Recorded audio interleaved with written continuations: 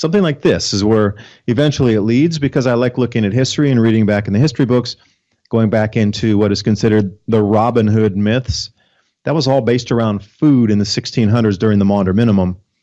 It's incredibly interesting how food was the focal point, and the morals had changed and bent to allow poor to steal food from the rich. Adapt 2030 Mini Ice Age Conversations covers changes in our climate due to a new and intensifying grand solar minimum, and the media overlooking, downplaying, or burying cold weather changes occurring on our planet.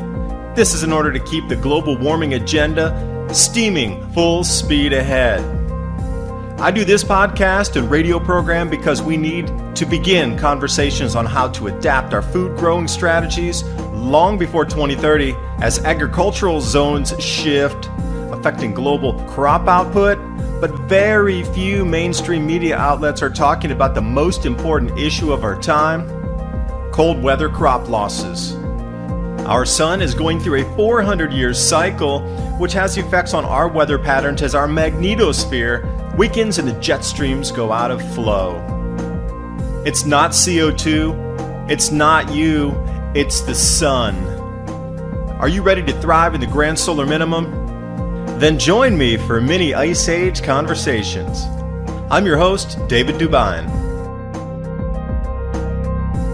Tonight, we are going to talk about crop losses because of the early cold in autumn. Those were expected, as we all heard during Grand Solar Minimum.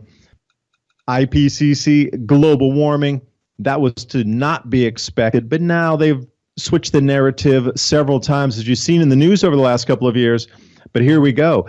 Remember these incredibly early snows in Japan, all-time record, earliest snow ever recorded in the last 300 years on Hokkaido Island back on the 18th of August.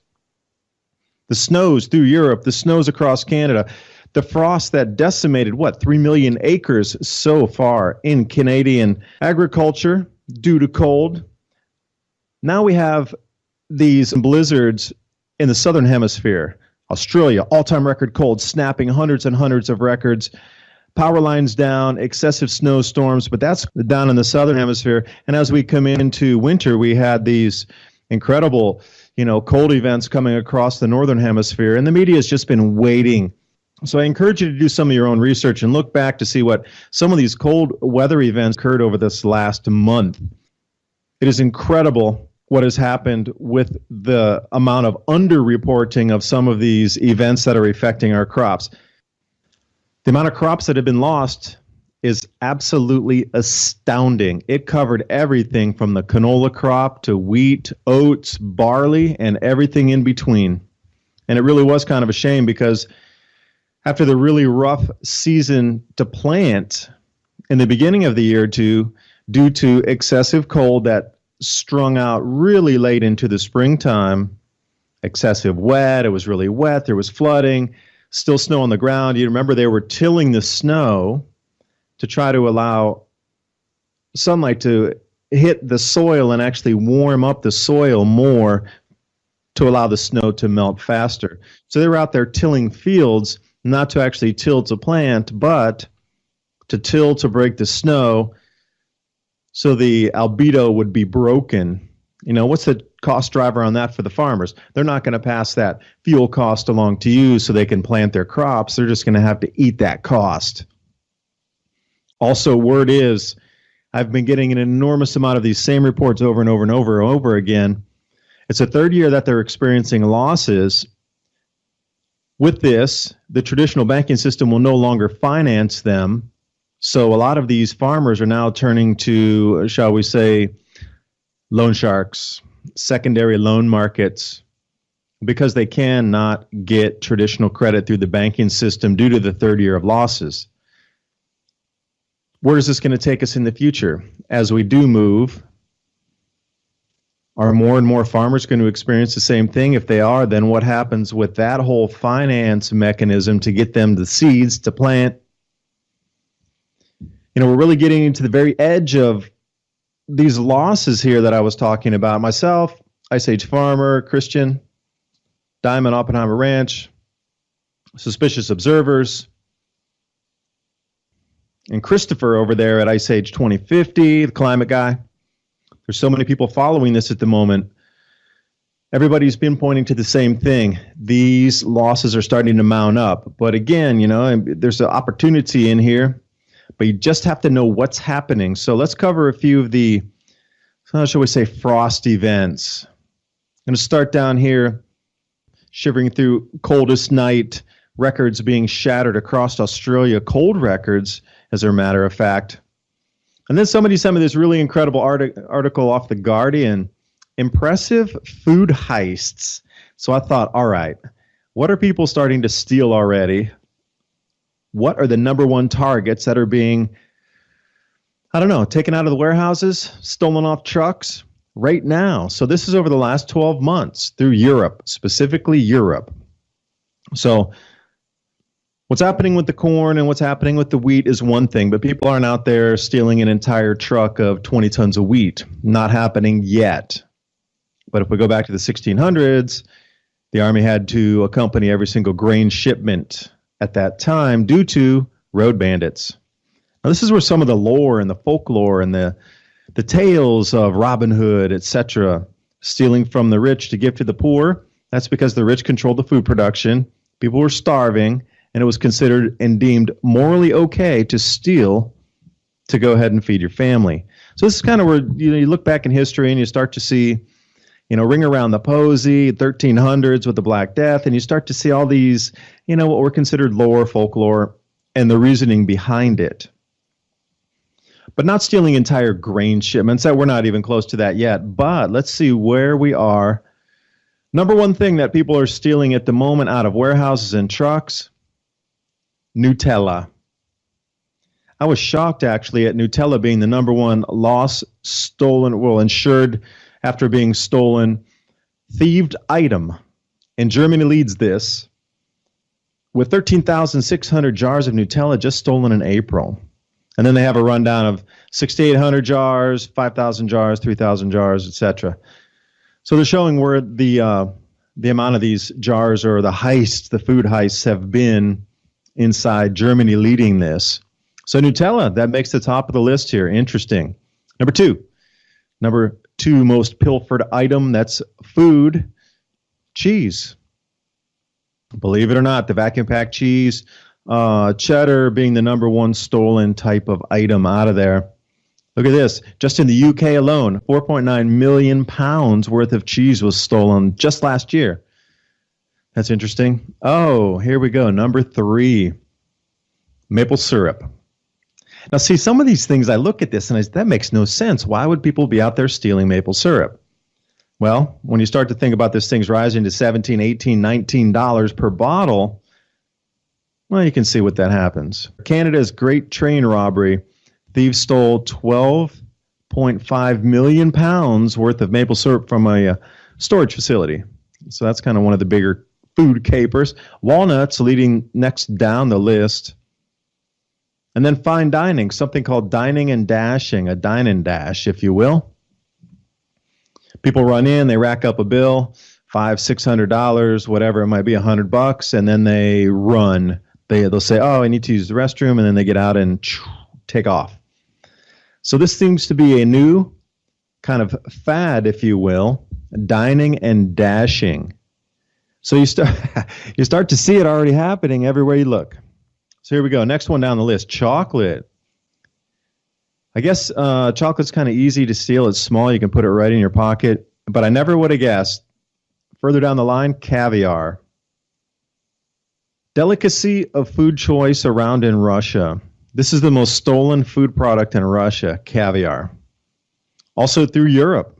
So this stays right in that same general vicinity. I don't know how much caviar would be stolen in the States or Africa, but for sure in Europe and Russia, this is the number one stolen item there. All right, next on the list, honey. Again, honey is becoming very expensive, not only to the neonicotinoids that are killing off the bees, but just in general, quality honey is costing more money. And you start to see that across the board. Anything with quality in it that's not chock full of preservatives and just GMO and all these things, you're going to have to pay more money for this. So here they are, people stealing honey. Now, some of this Manuka honey apparently is at $50 per jar in the Tesco supermarkets. So now they have to put a special RFID chip, and they have a guard to watch the Manuka honey section.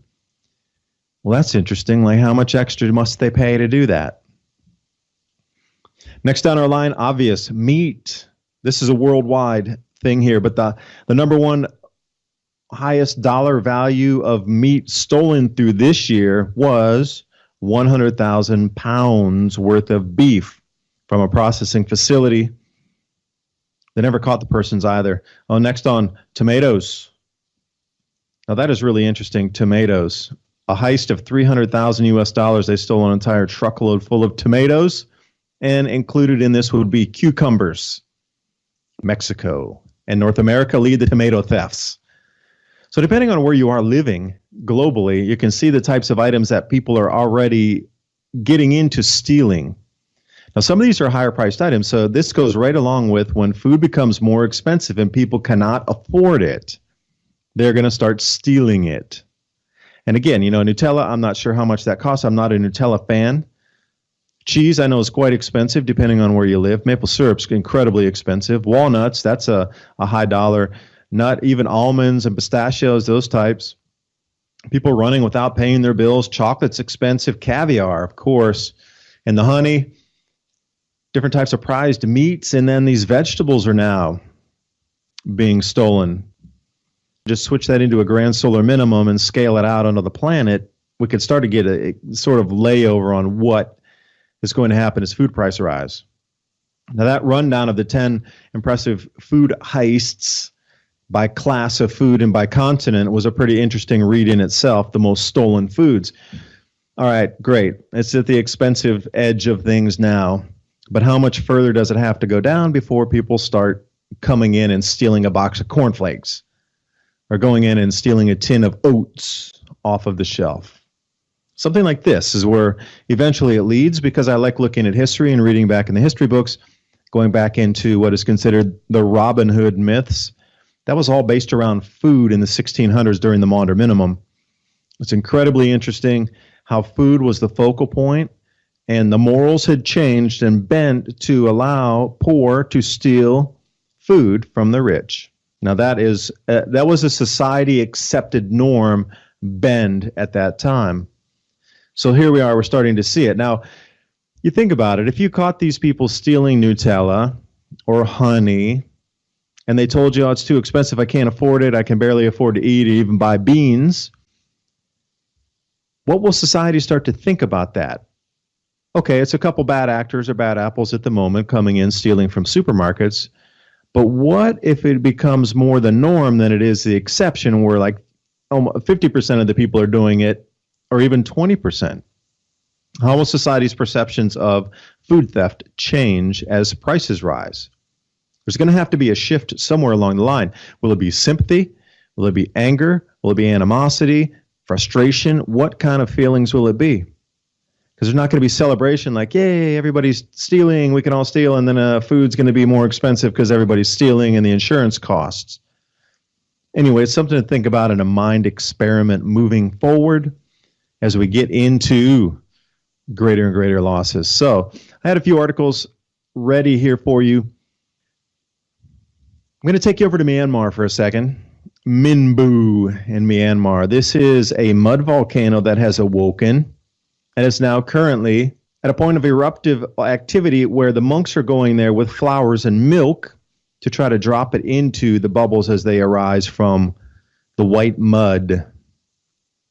Now, this is considered the dragon's breath in this area. And, it has been silent and dormant. The activity off of Minbu has been incredibly low for the last 100 to 150 years, according to the persons that live there locally. But Minbu has just awoken.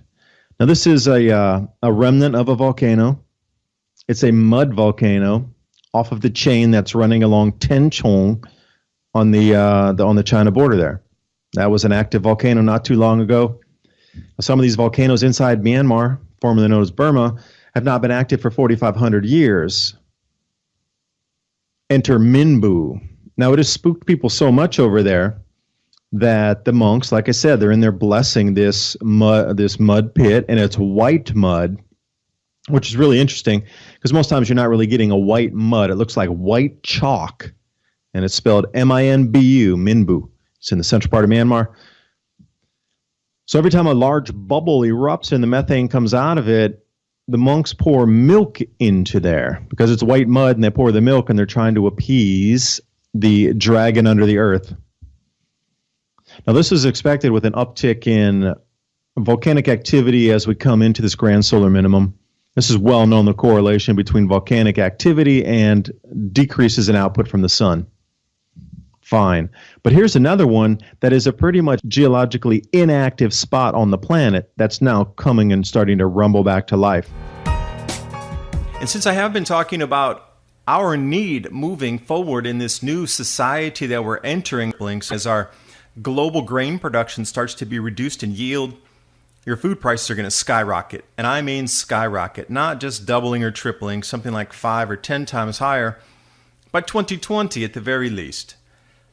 TrueLeafMarket.com. I really want to talk about growing your own food, which will be a necessity moving forward.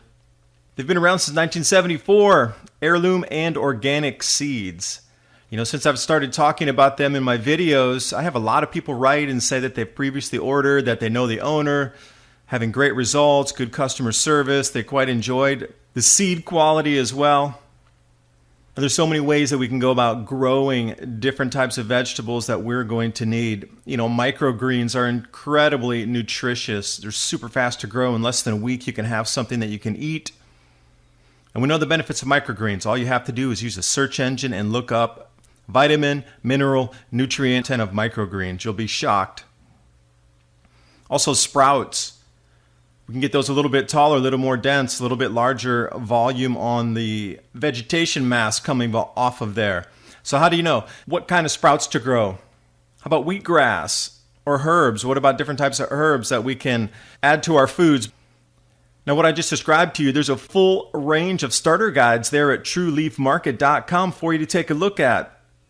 Even if it's just for your own knowledge and you don't purchase something from them, at least get the information so you know how to grow microgreens, you know how to grow sprouts, you understand what some of the herbs are for.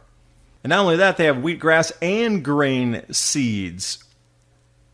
So when I'm talking about grain growing regions going offline, we just need to look back in history and see where across the planet there was difficulty growing grains when this grand solar minimum intensified and the jet stream started wandering just like they're doing today, due to a decreased magnetosphere that does not hold our jet streams locked in their traditional flows. Grains are one thing, herb seeds are another, cover crops, something different, but whatever you do, organic seeds are going to be a necessity because you can save those seeds and then grow them the next season, which you unequivocally cannot do with GMO. TrueLeafMarket.com. Use the link below and give yourself the gift of organic and heirloom seeds. Also, the locals have taken great interest in putting flowers around the rim of this. It's starting to bubble over the crater rim, if you will. The crater rim itself is becoming larger, and the locals just keep coming out in droves to try to appease this thing, because last time, apparently, this is the lore, the last time that the dragon awoke, there was a great famine.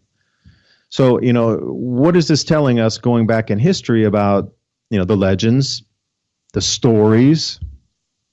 How would you pass down such knowledge from hundreds or thousands of years so it would stay intact as a belief system in the culture?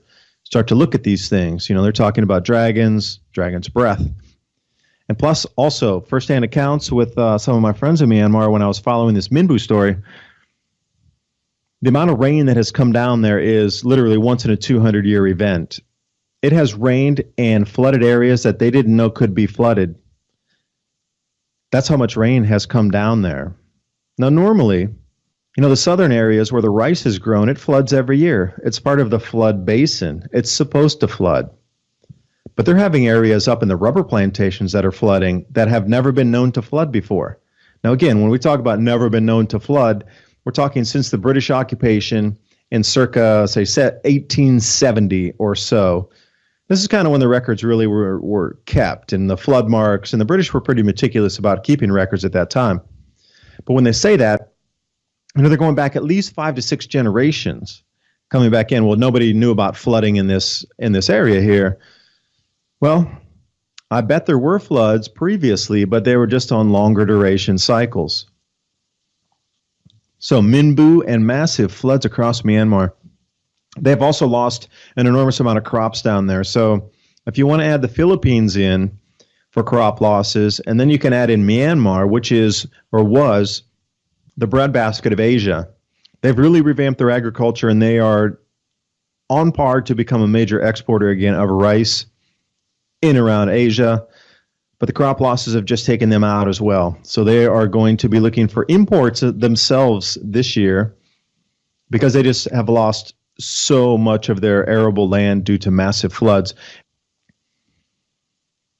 Fiji, not a place that we would suspect would have too much of an influence or culture on drought.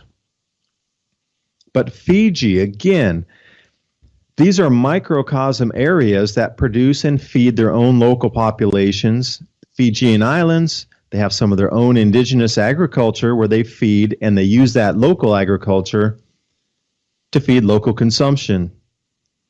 Well, what happens? They have a massive drought going on in Fiji, and farmers are reporting drastically reduced harvests, severe water cuts.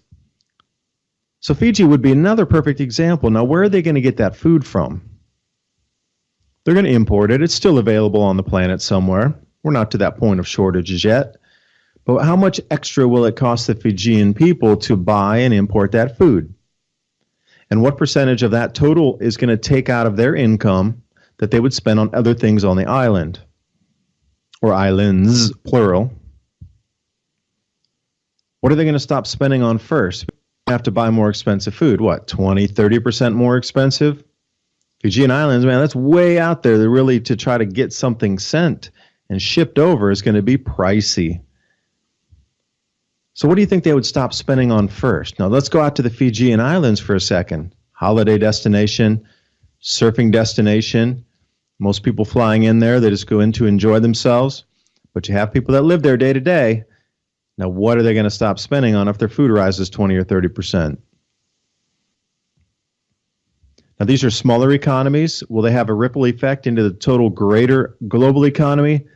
Probably not. They could have some regional effect, obviously. Specific products, absolutely. What are those? I don't know the supply chain into the country. But when we start to look out into wider time frames coming into 2021 or 2022, we're going to start to see this on a global level where food is going to rise. And everywhere you look now, you're starting to see,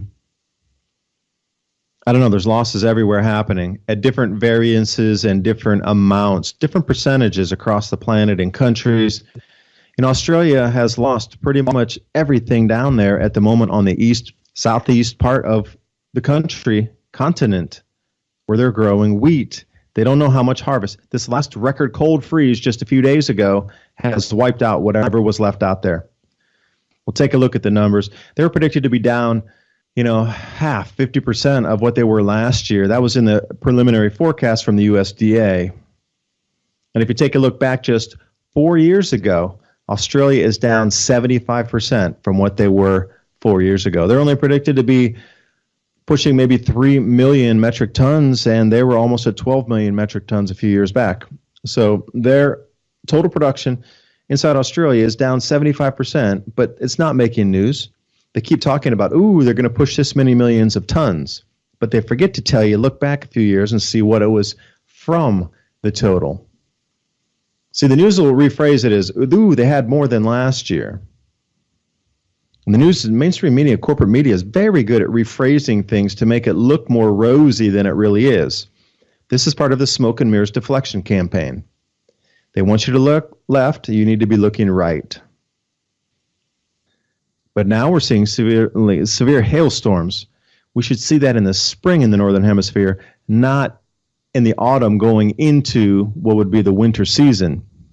So here we go, northern Kashmir itself, northern India, severe hailstorm, and also other parts of Himachal Pradesh with the apples being wiped out earlier in the year. They were talking about How much extra is it going to cost to put hail netting over all the orchards?